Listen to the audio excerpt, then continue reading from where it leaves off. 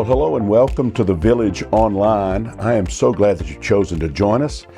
And I have been excited over the last several weeks. We're doing something a little different. We are taking a new look at some old stories, and we've gotten great feedback, and I have actually loved going back with you and just talking through some of these Old Testament stories that maybe we've forgotten, and in many cases, just seeing it a little differently, putting a little different spin on it, opening our eyes maybe to something we had not known, maybe when we heard the story as a young person. So I appreciate you being with us, and I hope this has been helpful.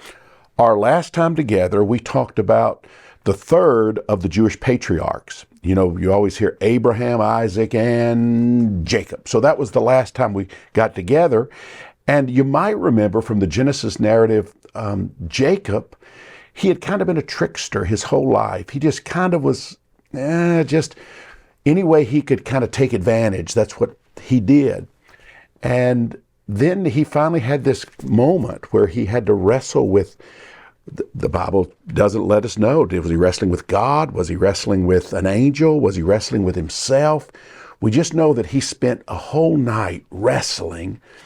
And at the end of that night, his name changed from Jacob, which meant trickster, to Israel, which meant one who wrestles with God. So it was really cool to see how someone could have been one way in their life and then have this moment where they say, I don't have to be that way anymore. That was the big part of last week.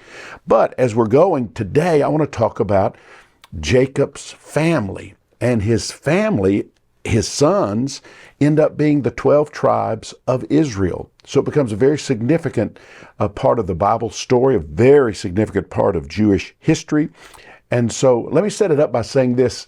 In a few weeks, we're going to be starting the book of Exodus. And most Bible scholars that I have read, they say that Exodus is the most important book in the Old Testament. And they say it's important for two reasons. One, it is the story of Moses leading the Hebrews out of bondage in Egypt, and it's about God making a covenant with the Jewish people. Well, that begs the question, how did the Jewish people get to Egypt? We've been reading about them in Canaan. We've been reading about them kind of doing their thing. How did they get in bondage in Egypt? And the story we're going to look at today, and then the next time we're together, is going to be that story, kind of how that happened. It's going to revolve around one of Jacob's sons, and his name is Joseph. And so let me just jump right in and get to it. Joseph, he grew up in a seriously dysfunctional family. Jacob, his father, who becomes the father of the 12 tribes of Israel, when the Bible introduces Jacob's story about his family, it's interesting what it does. Genesis chapter 37, verse 1, it says this: Jacob lived in the land where his father had stayed, the land of Canaan. Then it says this is the account of Jacob's family line. So when you're reading that, you're thinking, okay, we're going to now get the story of the 12 children who become the 12 tribes of Israel, that we're going to learn their personalities. We're going to get a sense of how they contributed to the origins of the Jewish people. But that's not what happens. What happens is Joseph is then introduced, and for the next 13 chapters, we read about the most significant character of Jacob's sons, Joseph, and how he gets them to Egypt, which becomes the next big part of the story. This is what it says. Verse 2, this is the account of Jacob's family line. Joseph, a young man of 17, was tending the flocks with his brother, and he brought his father a bad report. And then it's talking about his father. What did his father think about him? And it calls Jacob Israel here. Israel, Jacob, loved Joseph more than any of his other sons because he had been born to him in his old age. Now, we just read that he was 17 years old, so Joseph's he's not a child, and he wasn't even the youngest child that Jacob would have. There was a younger one named Benjamin, but he was the firstborn to Jacob's beloved wife, Rachel. You remember he wanted to marry Rachel, but he was tricked and had to marry her sister, Leah, and then had to finally work some more to finally be able to marry Rachel. Rachel couldn't get pregnant, And so his family grew, and then finally, later on in life, Rachel finally got pregnant, and Joseph was her firstborn. So that gives you a little idea of why he was so beloved by Jacob. The storyteller lets us know that the old man, Jacob, loved him so much, he made him a special ornate robe. The King James called it a coat of many colors. So here he has all these boys, but he gives one preferential treatment. He's the beloved one. He's the one that is so special. Verse 4. Oh, this causes a lot of dysfunction. When his brothers saw that their father loved him, Joseph, more than any of them, they hated him and could not speak a kind word to him. Hatred in the home. I know some of you have experienced that. I can say, growing up, I never knew that feeling. It wasn't perfect, but I never knew that feeling. But there was hatred in the home, and this is important as the story unfolds. We're gonna see that this has devastating consequences. Genesis chapter 37, verse 5. Just getting you a little bit of who Joseph was. Joseph had a dream. He's 17 years old. He has a dream, and when he tells it to his brothers, they hate him all the more. The brothers can't stand him. Well, what was his dream? He tells them, guys, I was binding sheaves of grain out in the field when suddenly my sheaf rose and stood upright while the sheaves that you were gathering, they all bowed down to mine. Genesis chapter 37, verse 8, his brothers said to him, well, do you intend to reign over us? Will you actually rule us? And they hated him all the more because of his dream and what he had said. Then he has another dream. I will say this about Joseph. I don't know that he's the most socially conscious of people, because he says things that are just so much a part of who he is, but it really is rubbing the family the wrong way. Here's his second dream. He says, I had another dream, and this time the sun and the moon and the 11 stars, they were all bowing down to me. Now, how many brothers does he have? 11. There's 11 stars. Maybe the sun and the moon. Is that mom and dad? This ticked off his dad, Jacob. His dad said, are you saying your mother and I are going to actually bow down to you? Your brothers are going to actually bow down to you? And this made the brothers hate him even more. So, Joseph's the favorite child. He's the first son to the favorite wife. He's definitely a dreamer, and we're going to learn later he's a very gifted person. He's got wonderful gifts, but he grew up in a really dysfunctional home, and he was severely hated by his siblings. So here's how the story unfolds. One day the brothers are working a great distance away from their home, and Jacob, the dad, decides to send Joseph just to check in and see what the boys are up to. And so when Joseph goes on this long journey to where his brothers are working, when they see him from a great distance, the raw jealousy rages inside these guys who have hated him. And they're in their 20s. These guys are all in their 20s. And they have hated this young guy so much, and fratricide was on their mind. Listen to what it says, Genesis 37:18. They saw him in the distance, and before he reached them, they plotted to kill him. Verse 19, here comes that dreamer, they said to each other. Verse 20, come now, let's kill him, and let's throw him into one of these cisterns, and let's say that a ferocious animal devoured him. Then we'll see what comes of his dreams. They really hate him. Now, Joseph's blind to their intent. Joseph is just marching to his own drumbeat. He doesn't understand any of this stuff. So he just waltzes right into it, and they seize him, and they strip off that coat that his father had made for him, that ornate coat, and they are going to kill him. But one of the brothers said, wait. Let's not kill him. He is blood kin. Let's sell him into slavery. We'll get some money. Let's sell him. And there was a caravan of people heading to Egypt. And so they said, would you like to buy this slave? And they sold him for 20 shekels to a caravan of traders that were heading to Egypt. So here Joseph goes from favorite son, going to check on his older brothers. They want to kill him. And not only that, they stop there, but they say, we won't kill him, but let's at least sell him. So they stripped off his treasured robe. He finds himself shackled and en route to an uncertain future in a foreign land. The brothers thought they could fool Dad by putting some bloodstains on the coat and then saying, Dad, we found this. It looks like your son's coat. And that's what they did. The Bible says they killed a goat and they stained Joseph's beautiful ornate robe with goat's blood so they could deceive their father, Jacob. Genesis chapter 37, verse 32, they took the ornate robe back to their father and they said, we found this. Examine it to see whether it is your son's robe. Jacob, of course, recognized it and said, it is my son's robe. And then he says, some ferocious animal has devoured him. Joseph has surely been torn to pieces. And you can just feel the old man's ache. Then the Bible says Jacob tears his clothes and he puts on sackcloth, and it says that he mourns his son for days and days. It says his children try to comfort him.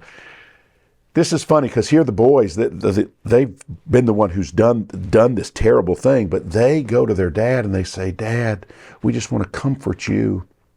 It reminds me of those stories I see sometimes on television where someone will stand in front of the camera and they'll say, my son is lost and we don't know what's happened to him. And if anybody knows, please call us and let us know.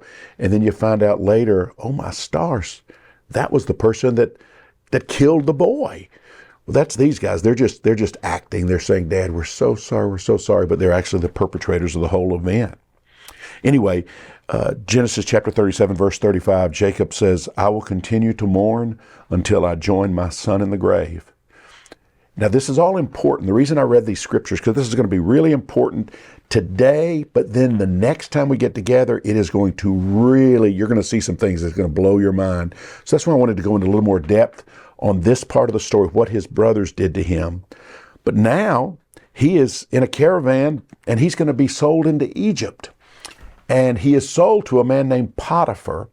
And the important thing to know about Potiphar is Potiphar was a captain of Pharaoh's guard. He appears to be a good man. And suddenly he pays this caravan of traders and he buys Joseph for Joseph to be a slave in his house. So Joseph goes from this great life to being a slave. Before long, though, Joseph, because he was a good worker and he obviously had a lot of things going right for him in who he was, Joseph kind of worked himself up to being over the entire household. Potiphar says, I can trust everything to this wonderful servant. He just is great at what he does. However, his success is short-lived. Potiphar had a wife, and that wife, she was infatuated with Joseph, evidently. She had the hots for the young Jewish slave. And so when Potiphar wasn't around, she would say, sleep with me. And Joseph is like, ma'am, I work for your husband. And she would say, it's all right, he won't care, just sleep with me. And he is saying, your husband put me over everything, but not you. I cannot be with you. I would never do that, please. I can't do that. And she just keeps on and keeps on. It's like a bad romance novel. And she just keeps going. And finally, she grabs him and to seduce him, and he pulls away, leaving his cloak in her hands, and he runs away. But now she is ticked off, and now she has his cloak. And so she goes to her husband, and she says, you know that slave? He tried to have his way with me, and he left his cloak, and I have it. I just want you to know he did this to your wife. And Potiphar said, I can't stand for that. And so Potiphar had him arrested and thrown into prison. So again, get the trajectory of the story. Favorite son, beautiful cloak, robe, ornate, almost killed by his brothers, sold into slavery, goes to Potiphar's house, becomes a good employee, now accused of a crime he didn't commit, and now he is placed in prison. It's a terrible story, the way it's going. But now he's in prison. What's he going to do? Well, in prison, once again, he just has a good spirit about him. He just works the best he can work, trying to overcome these difficulties. And pretty soon the warden felt so comfortable with him, the warden put him over almost the whole prison. He's just doing a great job. He's still imprisoned, but he has responsibilities, and he's really thought of as a good guy. And in this prison, there were two people that used to work for Pharaoh. One was the cupbearer for Pharaoh. That would be the person who would bring the wine to Pharaoh and would even taste the wine to make sure no one was trying to poison the potentate or the king. And the other was the baker who baked all the goods for Pharaoh. For some reason, they had gotten on his bad side and they were both in prison. And one day they both had dreams.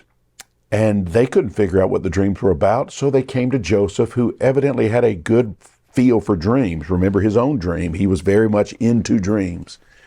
And they said, "We don't know what these mean." And Joseph said, "Maybe I can help you." And so they told him, and he said to the baker, "Yeah, your dream means you're gonna die. They're gonna put you to death. You're not getting out of here."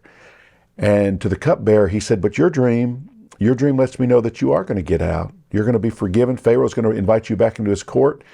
And oh, by the way, when that happens, would you just remember me? Would you tell Pharaoh that I'm in here? Would you just say a good word for me?" And the cupbearer said, "Absolutely. I'll never forget you." And so the story continues, and the cupbearer goes back to work for Pharaoh, and guess what he forgot? Joseph. He forgot to mention Joseph, and so Joseph again stays in prison. And just his life, what's his life going to be? This is not what he had ever dreamed or hoped, but he is just kind of doing his thing, thinking maybe I'll be here forever. I don't know. And then Pharaoh had a dream. In fact, Pharaoh had two dreams. And Pharaoh was troubled, and he went to all of his soothsayers to say, "Can anybody help me with my dreams?" And none of his soothsayers could tell him what they meant. So he was really perplexed, and the cupbearer remembered Joseph. And he said, "Pharaoh, I met someone in prison who was really good at dreams, and he told me exactly what was going to happen with the baker and exactly what was going to happen with me. Maybe he could tell you about your dream." And so Pharaoh said, have him sent to me. And so Joseph goes to Pharaoh. Pharaoh tells him two dreams, and Joseph tells him, "This is the interpretation, Pharaoh. You are going to have 7 years of unbelievable prosperity in your kingdom. But then there's going to be 7 years of famine. It's coming. It's already declared. It is going to happen. And so my word to you would be, you better be putting things up in these 7 years of prosperity if you're going to survive the 7 years of famine." Well, that just had such a ring of truth to it in Pharaoh's mind that Pharaoh said, "Get this guy out of prison. I want him to work for me. In fact, he makes so much sense. I want him to be second in charge to me." And so, again, wonderful turn in the story, right? He's stuck in prison, and now he's not only been released, he's been released to vice president. He's just under Pharaoh. He's got all this power, and that's an amazing thing. Now, next week, we're going to talk about something, or the next time we're together, we're going to talk about something that's going to be mind-blowing when we see it. But for now, I want to draw this part of the story to a close, and I want to share with you quickly 3 things that I think the writer is wanting us to get from this, what we've talked about thus far. I think there's some universal truths here. I think the writer wants us to get in life, we encounter both joys and challenges. You know that's true. I have heard, sometimes, every once in a while I'll turn on preaching channels on television and I'll listen, and sometimes it sounds like people are saying, if you live a certain way, you won't have any troubles. One of the things that I know for certain about the Bible is that's not the story that I ever get in the Bible. I get in the Bible that people had a lot of troubles, and those people who had a devotion to the divine, they experienced tons of troubles. So I think that's something we all can relate to in life. We encounter both joys and challenges. That's a part of it. Second thing I think the writers want us to get is this: our reactions. This is what I think was key in Joseph's life. Our reactions are often the sole thing we can control. Joseph couldn't control his brothers. Joseph couldn't control Potiphar's wife. Joseph couldn't control the baker and the cupbearer who forgot to tell his story. We can't control those things. The only thing we can control is our reactions. There's no way around this. You know who Viktor Frankl is. He wrote the important book that we've quoted from time to time, Man's Search for Meaning.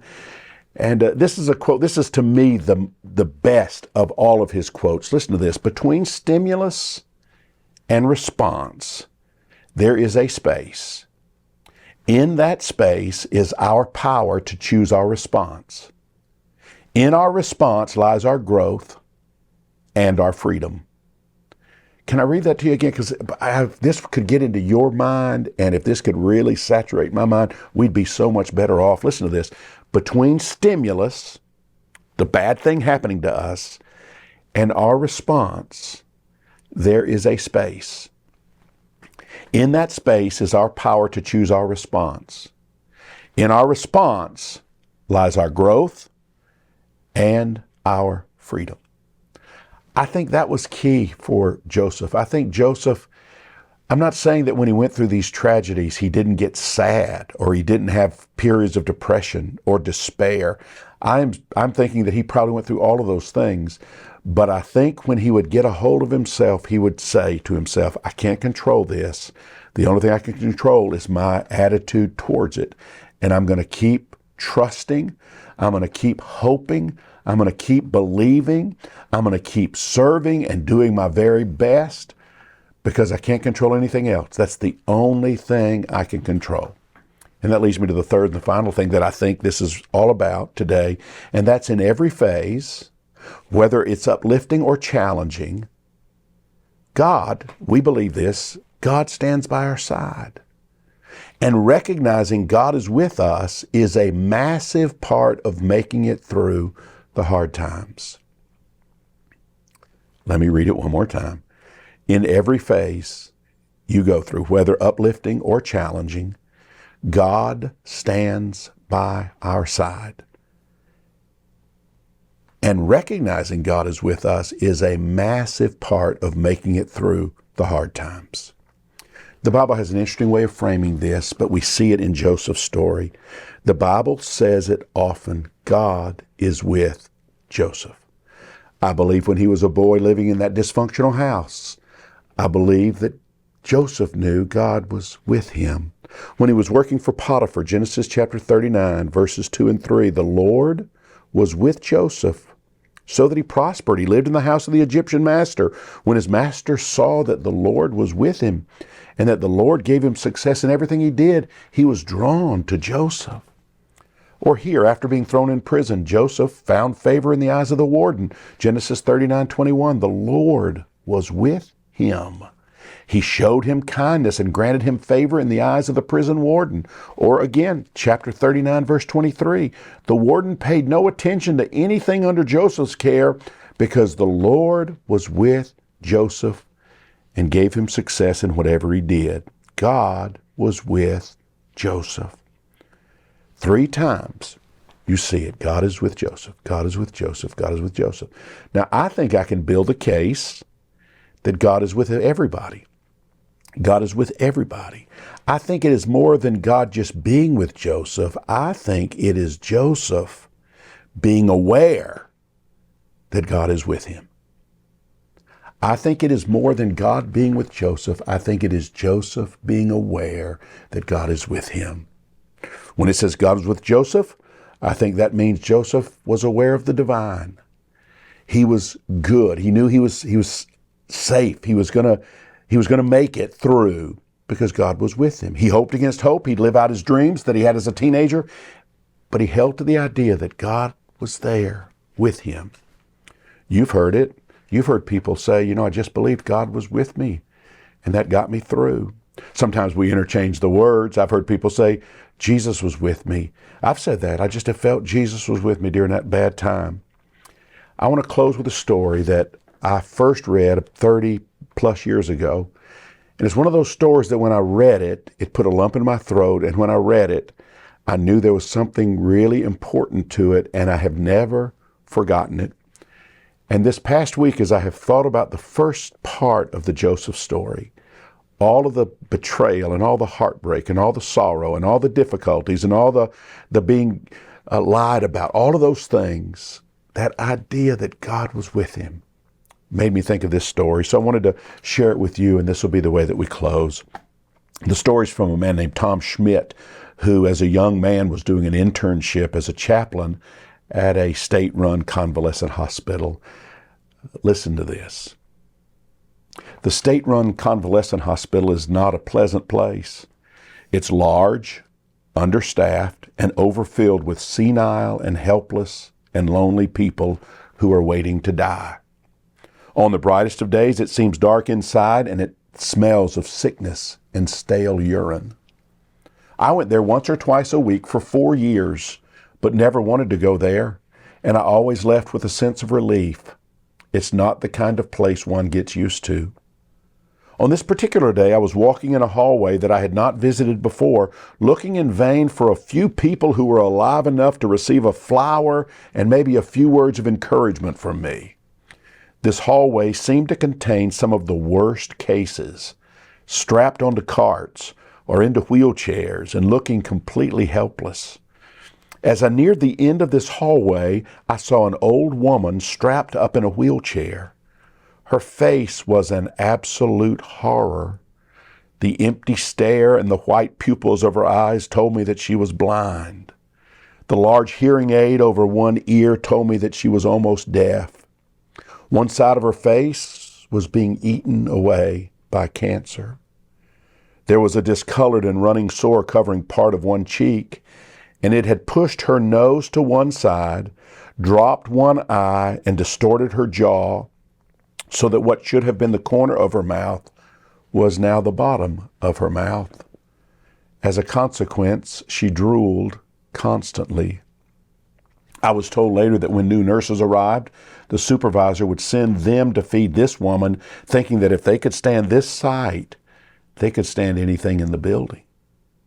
I also learned later that this woman was 89 years old and that she had been here in this convalescent hospital, bedridden, blind, nearly deaf, and alone for 25 years. This, he said, was Mabel. I don't know why I spoke to her. She looked less likely to respond than most of the people I saw in the hallway. But that first day I put a flower in her hand, and I said, "Here's a flower for you. Happy Mother's Day." She held the flower up to her face, and she tried to smell it, and then she spoke. And much to my surprise, her words, although somewhat garbled because of her deformity, were obviously produced by a clear mind. She said, "Thank you. It's lovely. But can I give it to somebody else? I can't see, you know. I'm blind." I said, of course, and I pushed her in her chair back down the hallway to a place where I thought I could find some alert patients. I finally found one, and I stopped the chair, and Mabel held out the flower, and she said, "Here, take this. This is from Jesus." That was when it began to dawn on me that this was not an ordinary human being. Later, I wheeled her back to her room, and I learned more about her history. She had grown up on a small farm that she managed with only her mother until her mother died. Then she ran the farm alone until 1950, when her blindness and sickness sent her to the convalescent hospital. For 25 years, she got weaker and sicker with constant headaches, backaches, stomach aches, and then the cancer came too. Her 3 roommates were all human vegetables who screamed occasionally but never talked. They often soiled their bedclothes, and because the hospital was understaffed, especially on Sundays when I usually visited, the stench was overpowering. Mabel and I became friends over the next few weeks, and I went to see her once or twice a week for the next 3 years. Her first words to me were usually an offer for some hard candy from a tissue box that was near her bed. Some days I would read to her from the Bible, and often when I would pause, she would continue reciting the passage from memory, word for word. On other days, I would take a book of hymns and sing with her, and she would know all the words to all the old songs. For Mabel, these were not merely exercises in memory. She would often stop in mid-hymn and she'd make a brief comment about the lyrics she considered particularly relevant to her situation. I never heard her speak of loneliness or pain, except in the stress she placed on certain lines in certain hymns. It was not many weeks before I turned from a sense that I was being helpful to her to a sense of wonder. How was she doing this? And I would go to her with a pen and a paper just to write down things she would say. During one hectic week of final exams, I was frustrated because my mind seemed to be pulled in 10 directions at once with all of the things that I had to think about. The question occurred to me, I wonder what Mabel has to think about. Hour after hour, day after day, week after week, not even able to know if it's day or night. So I went to her and I asked her, Mabel, what do you think about when you lay here? And she said, I think about Jesus. I sat there and thought for a moment about the difficulty of me thinking about Jesus for even 5 minutes. And I asked, what do you think about Jesus?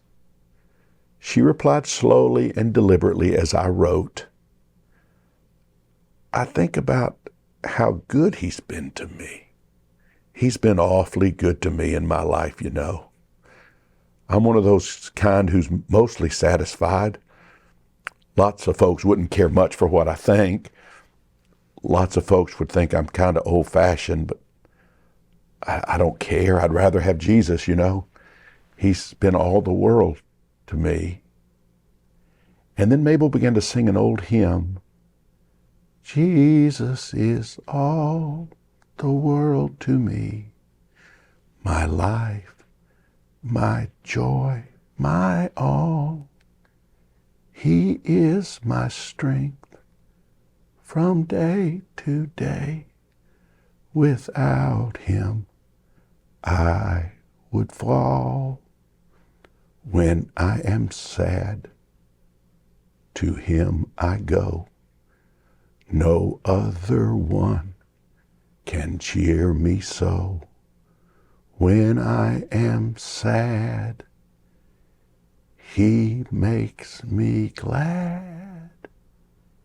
He's my friend.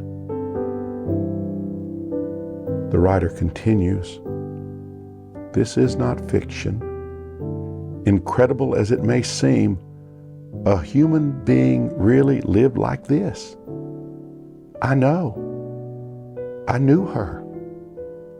How could she do it? Seconds ticked and minutes crawled, and so did days and weeks and months and years of pain without human company and without an explanation of why it was all happening.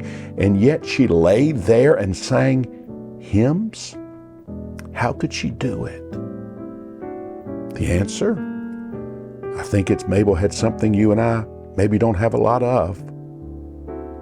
She had power. She believed that Jesus was really with her. I have played that story over in my mind all week. And I've thought about Joseph, different time, different before Jesus walked the face of the earth. But I think, how did he go through the tribulation, the hate, the disappointment, the arrest, the problems?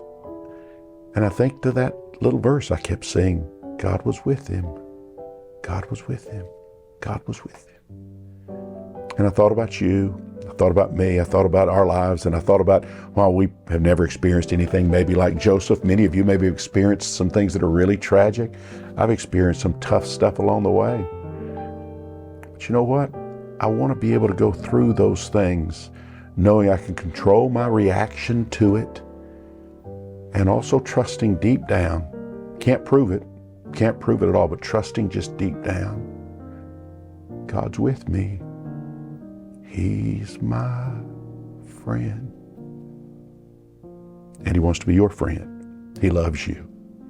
Thank you for staying with us today. I want you to be back for the next episode because we're going to talk about some really amazing things that happen in Joseph's life as it relates to his brothers, and I think it'll blow your mind.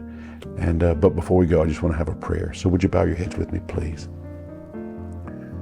Oh God, the God of Abraham, the God of Isaac, the God of Jacob, and the God of Joseph, help us understand that you are with us always. Help us understand that is a power, to know that, to believe that, to trust that, even when life seems unfair, even when our dreams have been crushed, even when those closest to us betray us. Help us see the way Joseph saw. Help us feel the way Mabel felt, that you are with us and that can make a difference in our lives. Thank you for this time looking at an old story through some new eyes. Help us apply it to our hearts now. In Christ's name, amen. There are 3 ways you can give to support the love-focused, culture-changing, ever-evolving, community-building, Jesus-inspired work of the Village Church. You can text the word GIVE to 404-998-8979. You can give online at thevillageatlanta.com. Or you can send a check to the Village Church, 3418 Dogwood Drive, Hapeville, Georgia, 30354. Have a great week.